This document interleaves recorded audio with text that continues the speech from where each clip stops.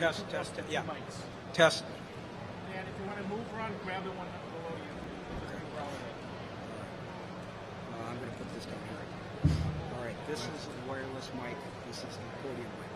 So I'm sticking into this? Yeah. Yeah. Oh, that's for when you walk about. Yeah. Yeah. Here's the section. Yeah.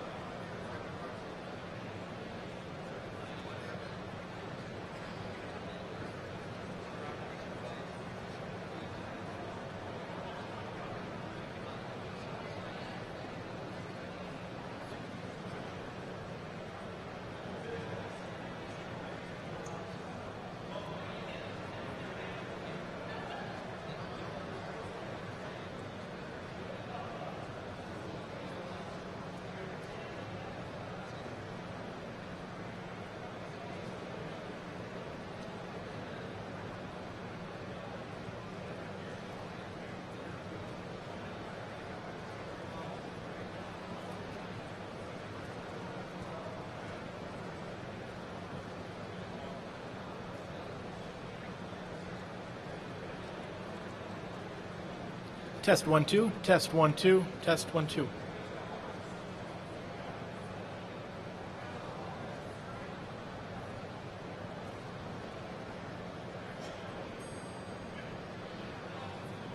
I think it's going live. It has a little delay though. When we hit it, it's running on stream. So it takes about 15 seconds to go. I'll go when you say that. Okay, Deb is checking it now.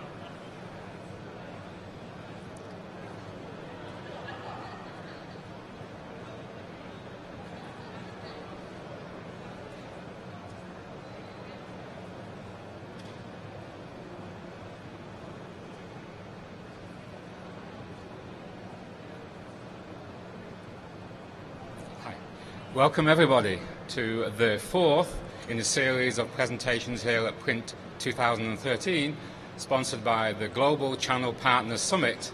We're delighted today to welcome LaManna as our fourth speaker. Rock is the president and CEO of the LaManna Alliance. The LaManna Alliance helps printing owners and CEOs use their company financials to prioritize and choose the proper strategic transitions, including mergers, acquisitions, organic growth, and exit and succession plans. Personally, I'm delighted to welcome Rock because I thought I was the guy that lived on adrenaline, but meeting Rock for the last couple of days, I think this guy drinks it for a social pleasure.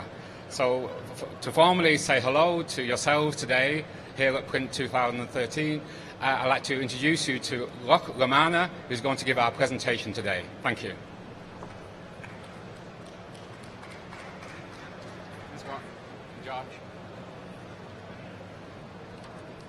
Welcome and good afternoon.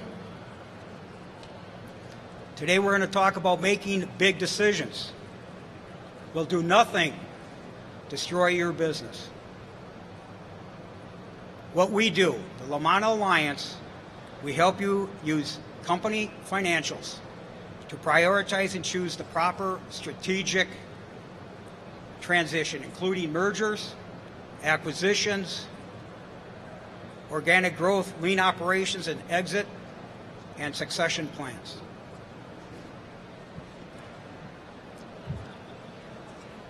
Back in the late 80s, I've gone through a lot of things, a lot of changes in my life. And I started thinking about what was happening with my life. I was a president of a company with about 100 employees. I was a father, a husband, a friend, and a family. And I was going through some tough times. I was going through a transition, big decisions at an early age. And I was basically had the old initiatives of my parents of being very instinctual in my decision making. So I had to reach out because I was in pain. And for me to be in pain, I had to make some adjustments. So I reached out. Because as I was young, I was always competitive, very ambitious, and looking for opportunities. So I was always seeking for something that I didn't have, which was peace. And I reached out to a very good friend of mine that I saw something in him that I didn't have. And he was not in the print industry. He was a master carpenter. And this gentleman showed me a few things. He gave me a couple tips and secrets about how to make decisions and achieve what you were looking for, which is being a good person in character, be competent and confident in your decisions, and also committed. And that secret tool was something I'll never forget. Because what I saw was someone that was passionate about what they did, loved what they did, and they had people that were inspired, and he was a renovator. A renovator basically worked from the structure, the architecture, the craft. It was an art. So what he shared with me was what he called a secret. And that secret was to measure twice and cut once. It might be simple, but that tip was a life changer for me. Because I could at least change my language of how I was making my big decisions. And big decisions, just like print owners, have to deal with the people, character, brand, equipment purchases, and so on. The stuff that keeps you up at night, that you went with the gut versus information, data, and so on. So we look at a process that after 20, 30 years, we incorporated this approach to our business. A little background. My father was born and my mother in Chicago. My father was a letterpressman. He loved the trade, and he wanted an opportunity, so he made a decision. Get out of Chicago, go to St. Paul, Minnesota. With one child. 1948, he started working for a company called LaManna Specialty Company. Christmas seals and tags, if anybody remembers those. Glitter and flock, letterpress, mealy presses, Heidelbergs, die cutting equipment for about 10 years, and then they got their break. Their break was 3M Company. We were 6 miles away from 3M in St. Paul. 9,000 R&D marketing directors, product development people. We had a business, family business that had tremendous innovation, customer service, and passion. The 13 comes from, I'm one of 11 children. So besides family and faith, you had to have a fortune to raise 11 children. 1975, quantitative numbers that are important to me is when I joined the family business. Big change, big decision. Where did I want to go? And of course, I didn't want to work for my father. But I had an opportunity. My goal was to be the best at what I did. But I also wanted to be a businessman because I didn't have the skills or the competency to be an athlete, which I wanted at one time. So 75 was huge. Let's go back to 75. 100 plus employees, 100,000 square feet, 24/7. It was a tremendous, exciting time to be in a growth situation. No downside, because a lot what you see here, especially films, computer cutting, digital scotch print capabilities, we were the beta site. We were the development situation. So we were a contract manufacturer. And no sign in front, no sales staff. It was just taking care of the customer. And that was international. Then 3M, it was so good, the business was so good, that 3M decided to buy their own contract operation and automate. After 20 years, they're going to automate this capability. So guess what? They came down, a new team, new leadership team, 3 people. If anybody here remember the overhead projector? Overhead projectors, what do you call them? Transparencies. And it's dark in a conference room. My father and I, 3 top guys at 3M. They give us a plan. Multi-million volume for the first year. Second year, we don't see this coming. The second year is half of that volume. The third year, 0. Now talk about change. I probably didn't include that 3M was 90% of our business. 90%. I said, Dad, don't worry about it. I got it. I'm in my 20s. I have no clue of the financial aspect, the consequences, what was at stake. So what happened was, okay, Rock, it's not for me. If you're interested, I have 9 brothers and sisters in the business. We still have a little over 100 employees. And if we stood still, we'd be out of business. So we came up with a plan. We decided to right-size the business over those 3 years. Down to 32 employees. We were laying off 25, 30 people at a time. My father was not at one layoff. He couldn't take it. So who delivered the word? It was tough, man. It's really tough because I was raised with these people. There is crying in business. I'd shut my door after that situation, and I expected I was the black hat, the bad guy.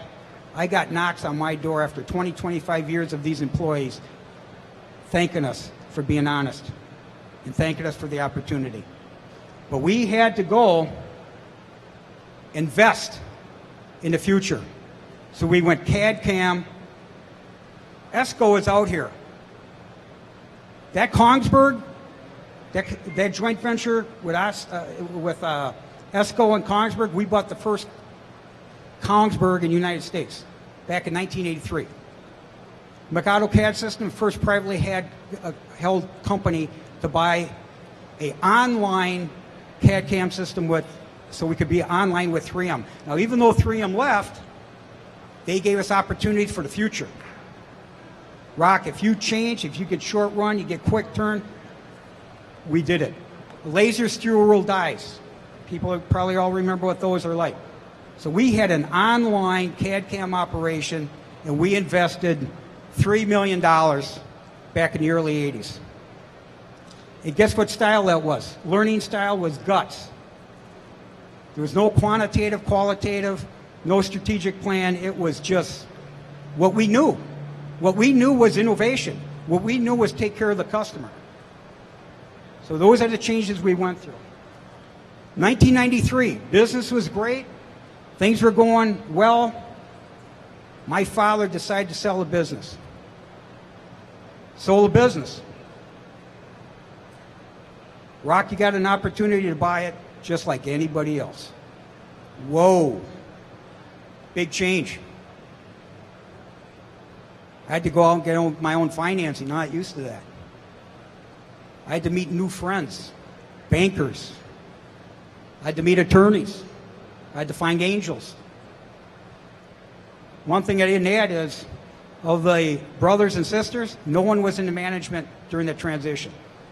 We went and attracted and recruited all new people because we need to make that integration and that change.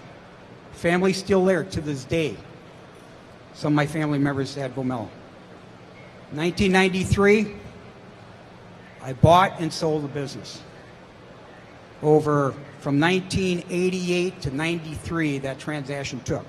So 5 years of planning and training and buying the business, selling the business. And you know what? After 18 years, it's like pulling out your heart. But that's what I knew.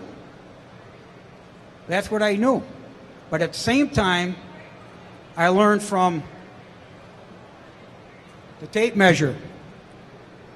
Quantitative information, qualitative information, and Rock have a game plan, which I call the playbook. Stuck to it, but it hurt. It hurt, but we used the 3 C's. The 3 C's: competency, character, and commitment. And I had a great team. Now, you probably see I'm a direct guy. My marketing guy says, LaManna, you perceive yourself the way you do. Let's go on LinkedIn and show what we have here.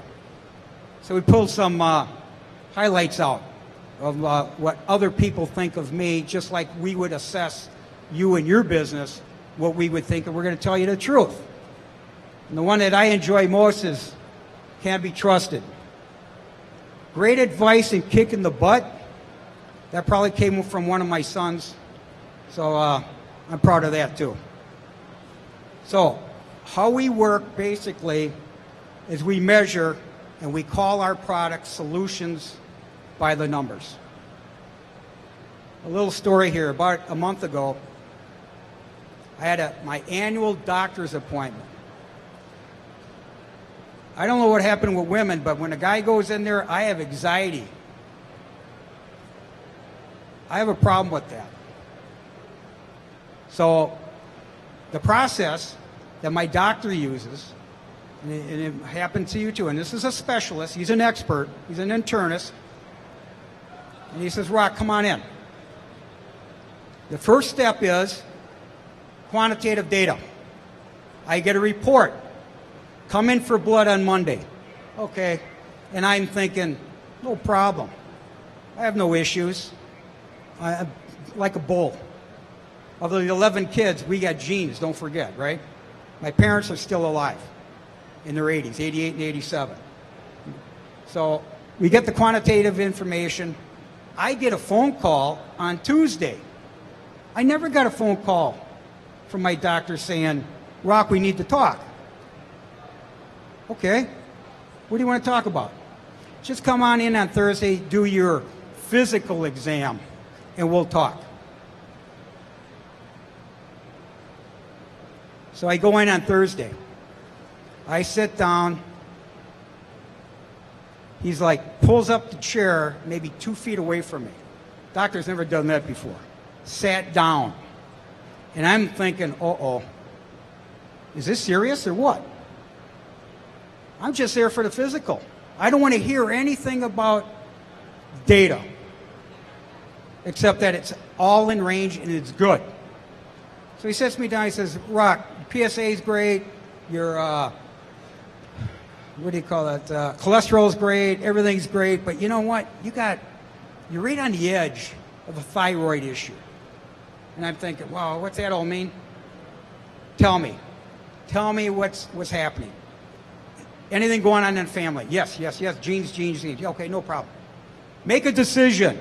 You go on medication, or see me in 6 weeks and we'll take a look at it. Well, what do I think? I'm not going to go on any medication.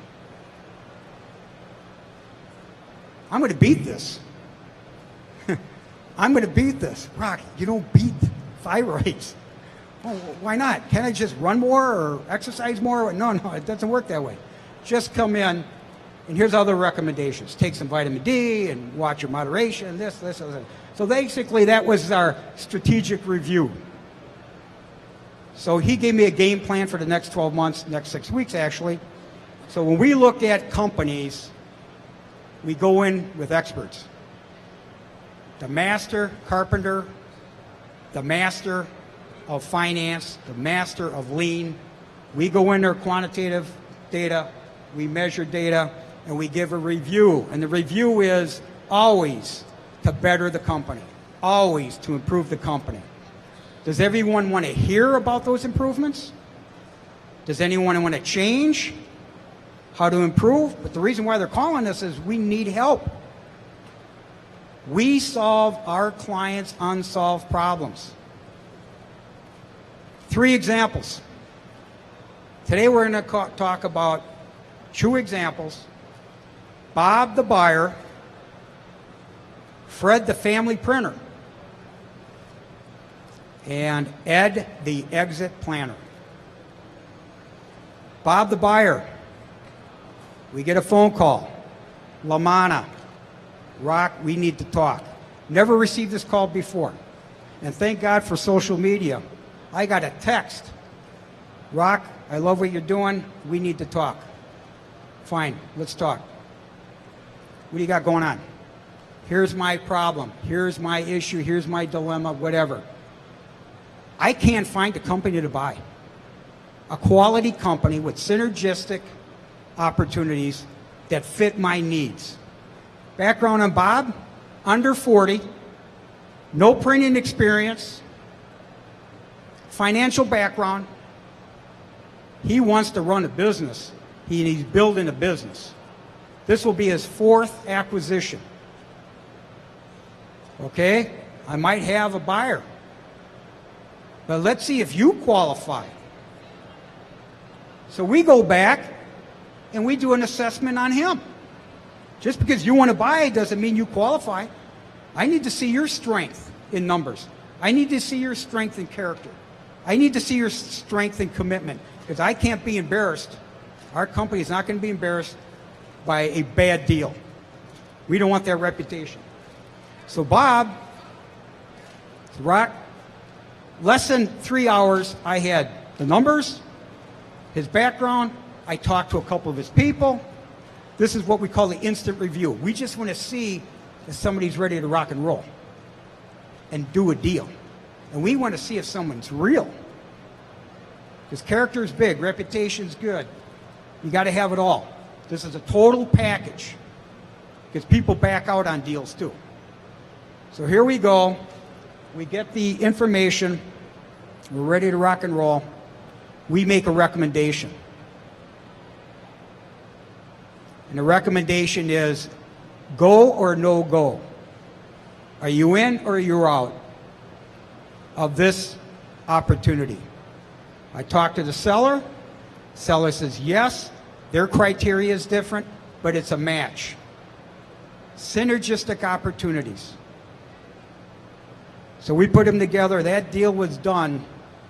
They decided, yes, let's make this deal. Let's make sense. The deal was done in 66 days. Now that is a leader. And they have goals. There's a strategic plan, and they're going to get bigger, better, stronger. And who runs the show? The people. Do you know how exciting it is to be in a growth mode? I'm sure you do.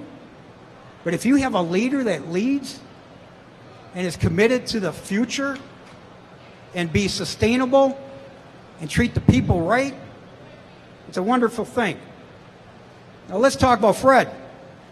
Fred the family printer. Does anybody remember these pieces of equipment?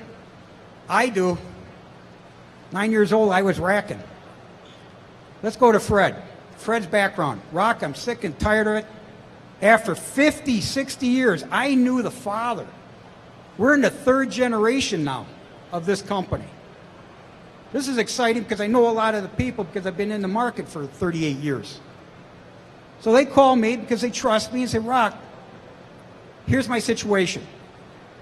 I'm burnt out. I'm unhappy. I don't want to invest anymore. And by the way, I want $4 million from my company. Net. There's some smiles back there. You must have heard that before. All right, $4 million net. And it's me, and me. So I said, okay. It's not that I don't believe you, but let's look at the numbers. First, the numbers weren't even close. Okay. But I'm not going to, there's no beat down here. It's basically going to say, here's how you're going to improve. And by the way, I got the best of the best putting the numbers together. I'm not doing the numbers. Okay? I got the best of the best putting all the numbers together, and we double check, triple check with a tape measure, okay? Now, I go back, and they retain LaManna Alliance to do the qualitative investigation. Within 30 days, the father wants to fire the son because he's not working out after 20 years, okay? So we really realize with a smile with half these guys where the problem really is. People are nodding. Okay. I've seen it many, many times. So what do? Our recommendation is what? Take this, the CEO, the father, and promote him to the board. Don't run the day-to-day. Get out. Bring the new, fresh blood in. And by the way, the kid was good. And we sent him to one of our other experts for a psychology, industrial psychology profiling. We find out the kid's got tremendous skills. So we're like, hey, this is great. This kid's going to pull this off. We're talking about net profit on $6 million in sales of 1% for many, many years. And I'm like, hold it here. That doesn't match up with the middle guys or the leaders. Why be in business, my father would say, unless you're going to be profitable? All right? So when I see 1% on $6 million after 50 years and it's stable, you go, wow. I didn't include that one client, 60%. Okay? So we pump them up to close to 18% net within 15 months. Just moving and grooving, making it happen. Dad, out of the way. Still wouldn't commit. I call it the stairway to print heaven. And that means sometimes you got to die. So my thought here is let's pump it up. Let's really show them. And if you really want to sell, it's going to take you years to get back on track. But the son wants the business. The son believes he deserves it. And, you know, deep down inside, he proved it. He could make it happen. He's got a good team. They didn't have a very deep team like, what? Who's got a deep team? Denver Broncos? So our suggestion was make this happen. Look at the numbers, focus on the numbers, build a team, get that brand out there because they were a job shop. There's a lot of businesses out there like Fred the Family Printer that are job shops. That's the mentality. It's basically service, the best you can do, but as we all know, you got to change. You have to be a marketing sales organization versus a job shop if you're going to make things happen. And by the way, this is wide format.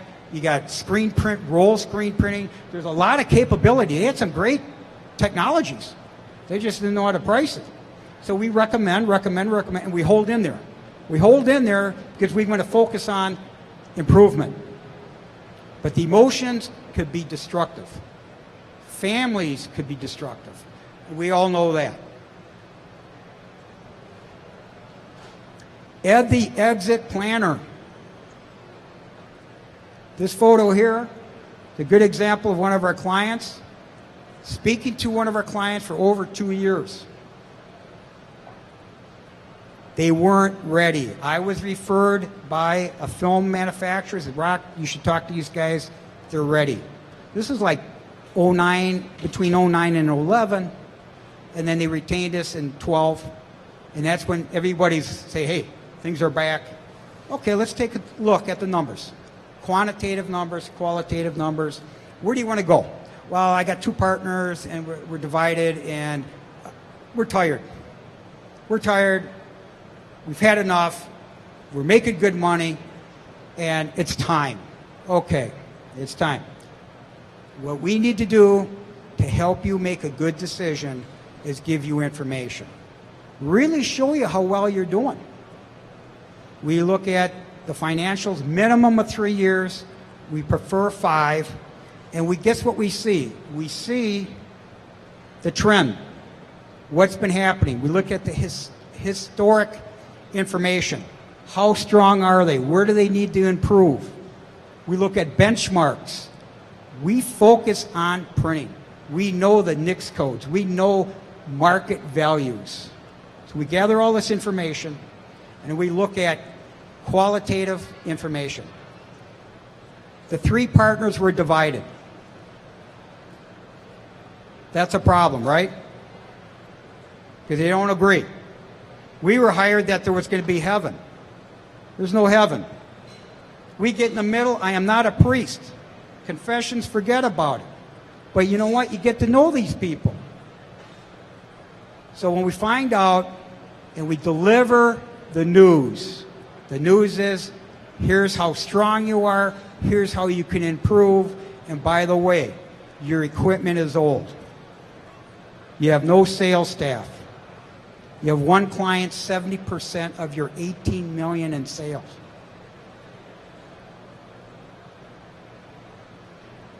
You need to attract and diversify. You have a real slick niche, don't get me wrong. But the leaders in this industry are going to pick this up right away if you don't move. And when you're in your 60, 65, 68 years old, it's tough to change. It's tough to change. And so what we try to do is support by showing the information of how you can improve. You're always looking for some type of improvement. Then we come back on a strategic review. Here's our recommendations. In this case was, number 1, diversify.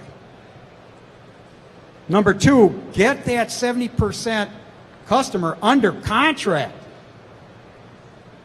Who's handling that account? Ed. What happens when Ed's gone?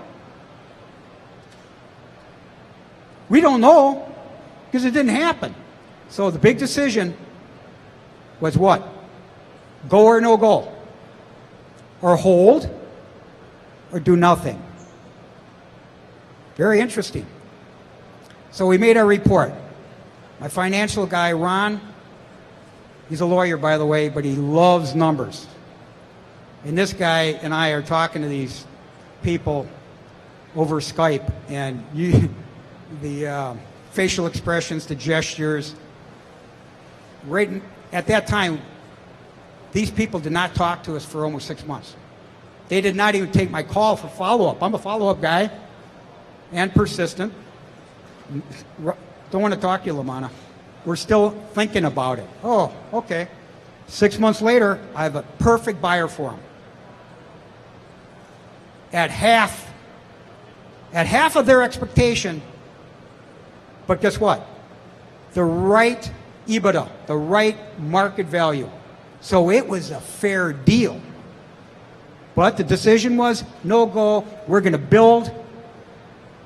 6 months later, Rock, this is it. We're ready to go. I broke my foot out in the plant. I'm sick and tired. So it's a hold, right? So it changes. The numbers don't change until we review them, but the emotions change.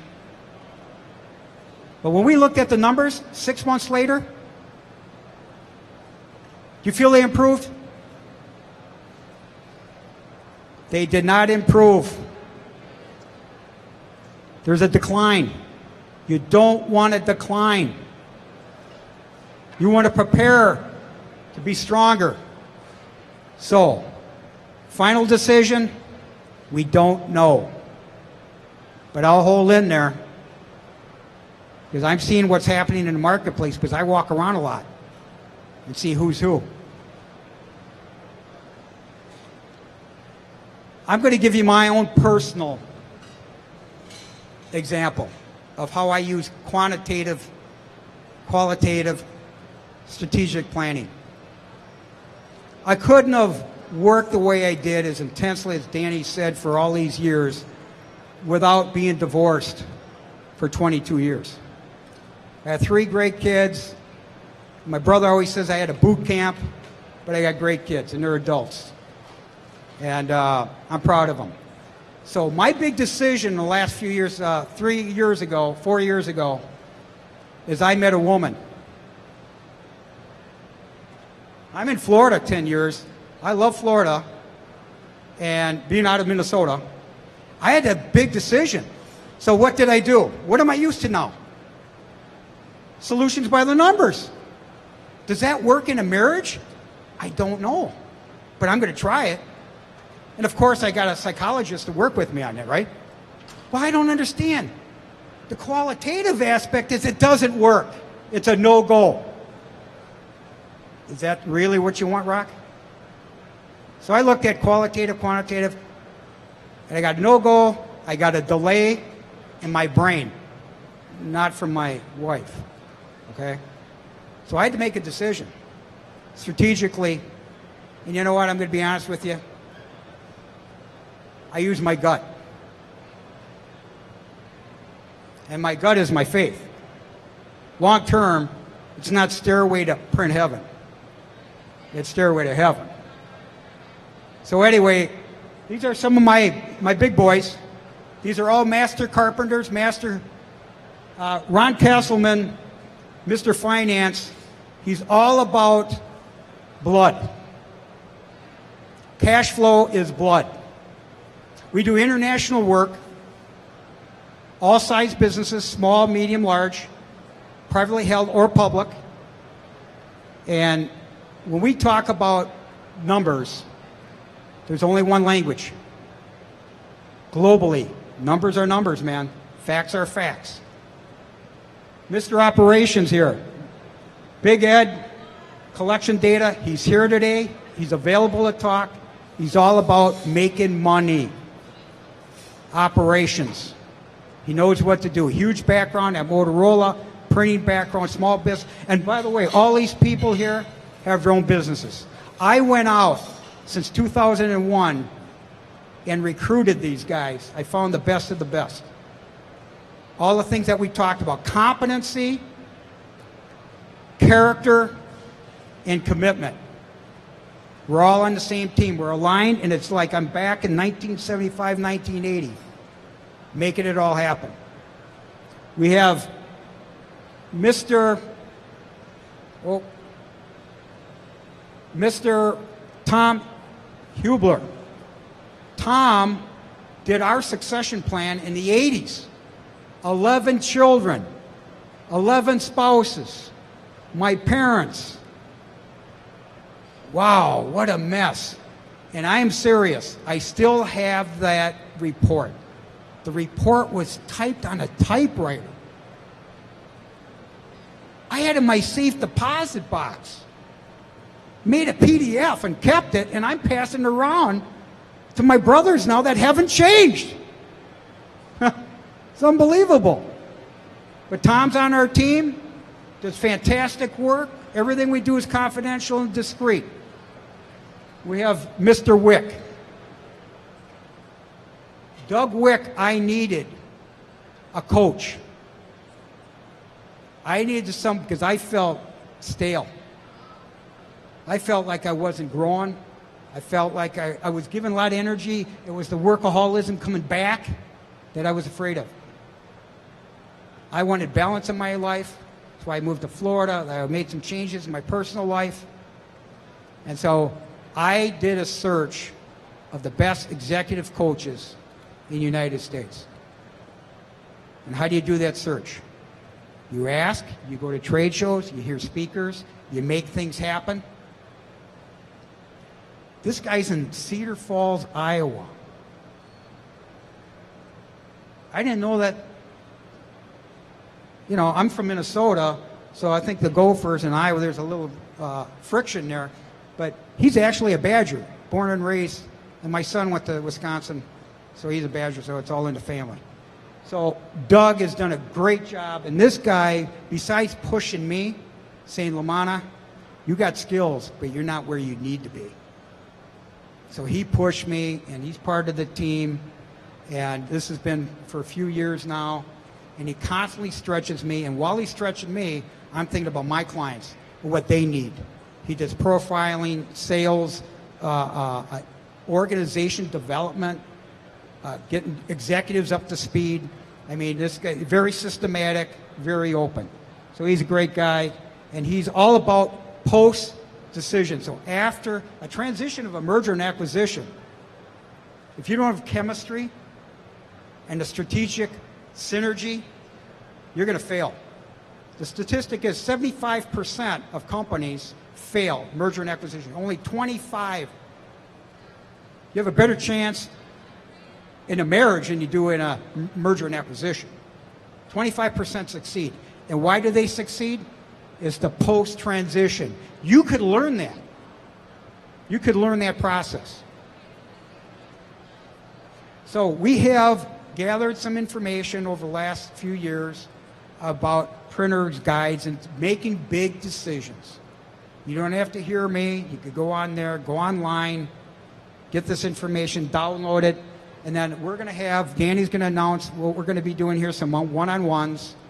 And basically, I would say we appreciate your time.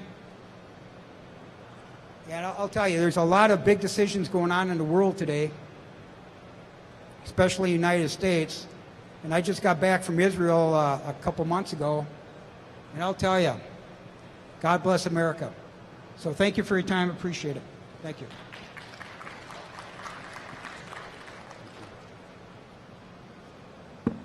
Thank you a lot for that excellent presentation. Thank you all for joining us and spending time with us today.